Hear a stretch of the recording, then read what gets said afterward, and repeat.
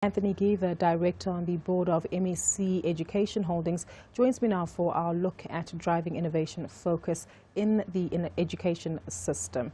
Anthony, good to have you with us on the show today. Looking at education and technology overall, it certainly seems as though the trend over the last few years has seen us move away from textbooks to tablets. But is this picking up at a fast enough pace and deriving the hopeful outcomes overall with the use of technology in schools? Well, thank you. I think we need to look at it at the different levels. You know, at the schooling level, obviously it's been relatively slow in the uptake, although it seems to be moving ahead quite quickly now, especially in Gauteng. At the higher education levels, and both in your colleges and your universities, it's reasonably limited to your private institutions, and some of your universities that have started to introduce it, particularly at first year level. I don't think that it's necessarily. I think it's too early to tell whether we can reasonably say that it's making a difference or not. I don't think that we're likely to see it as the solution to our education challenges. It's a tool to improve, to potentially improve the delivery of teaching and learning. But if it's not used correctly, it's really not likely to make that much of a difference. So how best then should we be implementing innovation and technology in the education sector?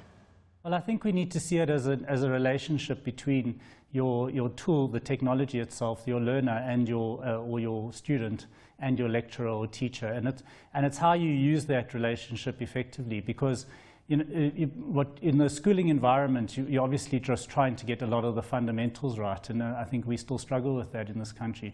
In the post-schooling environment, you've got a lot more space to innovate, I think, particularly because you're trying to prepare people for the world of work. You're trying to prepare them to go into the workplace and be employable in one way or another, and at different levels. And at that level, it's where the tools, the technology becomes potentially most effective if you use it correctly, because you can turn learners into much more effective self-managed learners. They can self-manage their learning.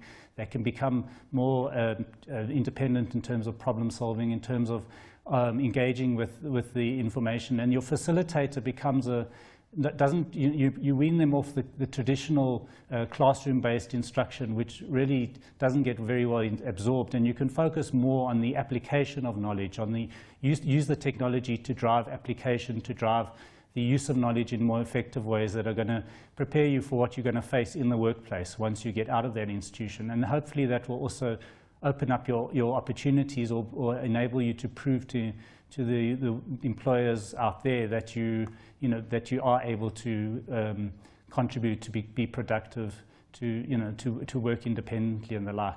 At the schooling level, it's more tricky, I think, because the pressures and the demands on the schooling system as we know, are huge, and it's more difficult for teachers to be innovative. It's more difficult for teachers to step out of the kind of confines of the traditional, teaching domain. So I think where we will probably see a lot more dynamism in the use of technology is in the post-schooling environment. What about the use of technology, Anthony, to bridge the divide between private and public education? Look, there is a significant opportunity. Again, the difficulty that the public education system faces broadly, but even in the post-schooling environment, is that you're still trying to address the legacy, the backlog of educational performance in the country. Your higher education institutions, be they colleges or universities, but your public institutions, are having to try and almost remedy a lot of the challenges that the schooling system has created, because young people are not necessarily coming out fully competent in those foundational skills. So they're having to now pick up and try and remedy that, try and make up for the backlog. But in the private environment, you've got more space. You're not bound by the demands of your public system. So you do have more space somewhat to innovate. If you can bring those two worlds together in some way, I think that you do have an opportunity for the private sector to provide the public sector with some of the kind of innovations and to work out ways that you can test out new ideas, new approaches in the classroom. But It's not just about giving kids tablets. It's not just about giving young people tablets. It's really not, because then you could just as easily give them textbooks. It's about how you use the technology effectively. And to do that, you actually have to change the whole mindset of the instructor, of the educator, of the lecturer.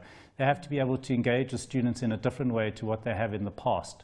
And you can do that a lot more, I think, in the private sector than you can in the public. Not because, the private sector is any better, or but that the private sector has somewhat more space to innovate, maybe luxury to innovate, and it can, if you can forge the right kind of partnerships between private and public, you definitely could produce a very a much more effective solution for the large masses of people that need that instruction.